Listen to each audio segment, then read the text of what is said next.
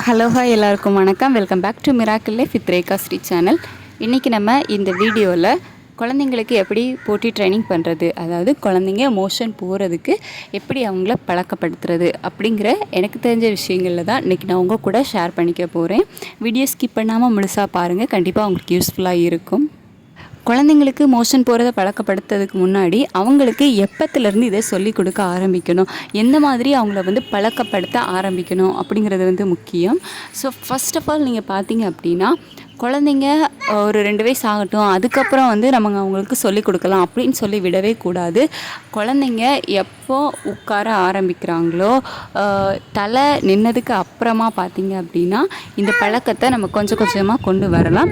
இது ஒரு 3 மாதத்துக்கு அப்புறத்துலேருந்தே நம்ம பழக்கப்படுத்தலாம். சில குழந்தைங்க கொஞ்சம் உட்காரதுக்கு லேட் ஆகும். உட்காரதுக்கு மீன்ஸ் அவங்க உட்காரது 6 மாதம் தான், தலை நிற்கிறதுக்கு எல்லாமே 4 மாதம் 5 மாதம் அப்படி சில குழந்தைங்களை பொறுத்து அது வித்தியாசமாகும். ஸோ 6 மாதம் வரைக்குமே ஓகே. 6 மாதத்துக்கு அப்புறத்துலேருந்து நீங்கள் கொஞ்சம் கொஞ்சமாக அவங்கள இதுக்கு பழக்கப்படுத்தலாம். தலை நின்னதுக்கு அப்புறமா நீங்கள் பண்ண வேண்டிய விஷயம் பார்த்தீங்கன்னா, உங்கள் காலில் குழந்தைங்கள உட்கார வச்சு யூரின் பாஸ் பண்ண வைக்கிறது. எல்லா டைமுமே நீங்கள் காலில் உட்கார வச்ச உடனே குழந்தைங்க யூரின் போயிடுவாங்க, மோஷன் போயிடுவாங்க அப்படிங்கிறது இல்லை. சில சிம்டம்ஸ் நமக்கு தெரியும். மோஸ்ட்லி பார்த்தீங்க அப்படின்னா, தூங்கி எந்திரிச்சதுமே குழந்தைங்க யூரின் போவாங்க. இது ரொம்பவே காமனான ஒரு விஷயம். ஸோ இந்த மாதிரி டைமை நீங்கள் யூஸ் பண்ணியிருக்கணும். அவங்க எப்போல்லாம் தூங்கி எந்திரிக்கிறாங்களோ அந்த டைம்லலாம் உடனே நீங்கள் வெளியே கூட்டிகிட்டு போயிட்டு உங்கள் காலில் உட்கார வச்சு அவங்கள யூரின் போக வைங்க. ஸோ இந்த மாதிரி நீங்கள் அவங்கள ஃபஸ்ட்டு ட்ரெயின் பண்ணணும். இதுதான் ஃபஸ்ட்டு நீங்கள் பண்ண வேண்டிய விஷயமே. ஸோ அந்த மாதிரி அவங்க தூங்கி எந்திரிக்கும் போதெல்லாம் நீங்கள் உங்கள் காலில் உட்கார வச்சிங்க அப்படின்னாலே ஆட்டோமேட்டிக்காக அவங்க அதை கொஞ்சம் கொஞ்சமாக பழக ஆரம்பிச்சிடுவாங்க, யூரின் போவாங்க நீங்கள் காலில் உட்கார வச்சதுமே. நீங்கள் மார்னிங் டைம் காலில் உட்கார வைக்கிறீங்க அப்படின்னா, அவங்களுக்கு இப்போ மோஷன் வருது அப்படிங்கும்போது நீங்கள் காலில் உட்கார வச்சு கொஞ்சம் நேரம் ஆகும். உடனே அவங்க மோஷன் போயிடுவாங்க அப்படிங்கிறது இல்லை. நமக்கு தெரியும்ல, கொஞ்ச நாள் ஆக ஆக குழந்தைங்க மோஷன் வர்றதுக்கு முன்னாடி எப்படி ரியாக்ட் பண்ணுவாங்க அப்படிங்கிறது நம்ம குழந்தைங்கள பார்த்துட்டே இருக்கும்போது நமக்கு அது கொஞ்சம் கொஞ்சமாக தெரிய ஆரம்பிக்கும். ஸோ குழந்தைங்கள பார்க்கும்போது மோஷன் வருது போல் அப்படின்னு நமக்கு தெரிகிற டைம்லலாம் நீங்கள் என்ன பண்ணுங்கன்னா, திருப்பி காலில் உட்கார வைங்க. ஸோ அந்த மாதிரி நீங்கள் காலில் உட்கார வைக்கும்போது அவங்க மோஷன் போவாங்க. ஸோ எடுத்த உடனே குழந்தைங்க பழகிடுவாங்க அப்படிங்கிறது இல்லை, கொஞ்சம் கொஞ்சமாக தான் பழகுவாங்க. நேரங்களில் நீங்கள் காலில் உட்கார வச்சதுமே அவங்க யூரின் போகலாம், மோஷன் போகலாம். பட் சம்டைம்ஸ் போகாமலும் இருப்பாங்க. நிறைய நேரங்களில் போக மாட்டாங்க தான், சில நேரங்களில் தான் போவாங்க. அது கொஞ்சம் கொஞ்சமாக தான் அவங்களுக்குமே பழகும். இல்லை அவங்களுமே ஒன்று ஒன்றா தான் கற்றுப்பாங்க. ஸோ அந்த மாதிரி தான் இருக்கும். நீங்களும் ரிசல்ட் உடனே எதிர்பார்க்காதீங்க. கண்டிப்பான ரிசல்ட் சீக்கிரமாகவே நல்ல ரிசல்ட்டாகவே தான் கிடைக்கும். தலை நின்ன உடனே கண்டிப்பாக குழந்தைங்கள இதுக்கு பழக்கப்படுத்தணுமா அப்படின்னு கேட்டிங்கன்னா இல்லை. அவங்க கொஞ்சம் உட்கார ஆரம்பிப்பாங்கள்ல 6th மந்த் அப்புறமா இதை பழக்கப்படுத்தினாலே ஓகே தான். நான் ஏன் அப்படி சொன்னேன் அப்படின்னா, அந்த ஸ்டேஜில் நீங்கள் உட்கார வைக்கலாம். நான் ஒரு எக்ஸாம்பிளுக்கு தான் தலை நின்னதுக்கு அப்புறம் அப்படின்னு சொன்னேன். 6th மந்த் அப்புறத்துலேருந்து நீங்கள் பழக்கப்படுத்தினாலும் ஓகே தான், அவங்க கண்டிப்பாக அதை பழகிப்பாங்க. பட் நீங்கள் ரொம்ப லேட் பண்ணிடாதீங்க. குழந்தைக்கு 1.5 இயர்ஸ் 2 இயர்ஸ் ஆகட்டும் அப்படின்னு சொல்லி நீங்கள் லேட் பண்ணீங்க அப்படின்னா அதுக்கப்புறம் கொஞ்சம் கஷ்டமாக இருக்கும். நீங்கள் ரொம்ப லேட் பண்ணிடாமல் கொஞ்சம் ஏர்லியாகவே ஸ்டார்ட் பண்ணிவிடுங்க. ஒரு 6th மந்த்லேருந்து 1 இயருக்குள்ளே கண்டிப்பாக நீங்கள் இதை ட்ரெயின் பண்ண ஸ்டார்ட் பண்ணிவிடுங்க. அது கண்டிப்பாக உங்களுக்கு யூஸ்ஃபுல்லாகவும் இருக்கும், ஈஸியாகவும் இருக்கும். என்ன ரொம்ப டிலே ஆச்சுது அப்படின்னா என்ன ஆகும் அப்படின்னு பார்த்தீங்கன்னா, குழந்தைங்க அந்த இதை ட்ரெயின் அப் ஆகிறதுக்கு கொஞ்சம் லேட் ஆகும்.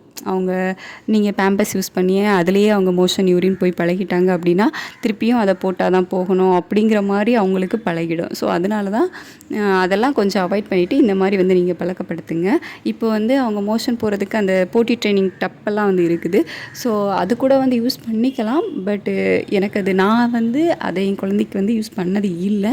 நான் இந்த மெத்தட் தான் யூஸ் பண்ணிடுறது. இது எனக்கு சீக்கிரமாகவே ஒர்க் அவுட் ஆச்சுது.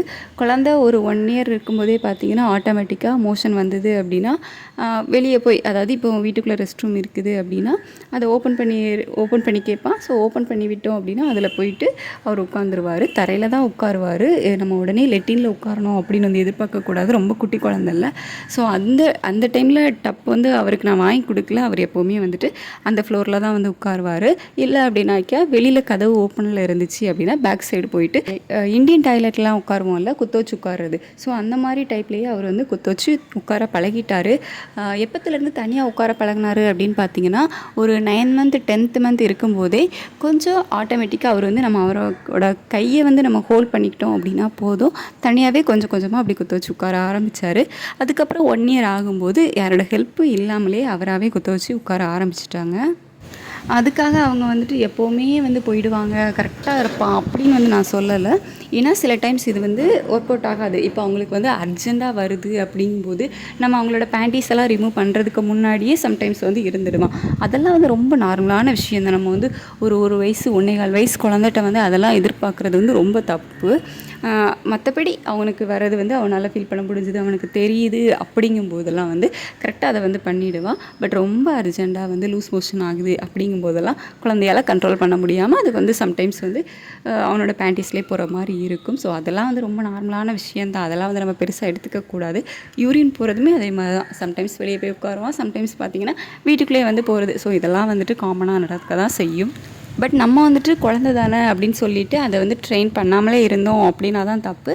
நம்மளும் வந்து கொஞ்சம் கொஞ்சமாக அவங்களுக்கு வந்து அதை சொல்லி கொடுக்கணும். ஸோ சொல்லி கொடுத்தா தான் அவங்களுமே அதை வந்து கொஞ்சம் ஓகே இது இப்படி தான் போகணும், இங்கே தான் போயிருக்கணும் அப்படிங்கிறது வந்து அவங்களுக்குமே தெரியும். அவங்களும் வந்து அதை பழகிப்பாங்க. நீங்கள் இந்த மாதிரி ஃபாலோ பண்ணணும் அப்படின்னு நினச்சிங்கன்னா கொஞ்சம் ஏர்லியாகவே ஸ்டார்ட் பண்ணிவிடுங்க. அவ்வளோதான். கண்டிப்பாக ரொம்ப யூஸ்ஃபுல்லாக இருந்திருக்கும் அப்படின்னு நினைக்கிறேன் இந்த வீடியோ.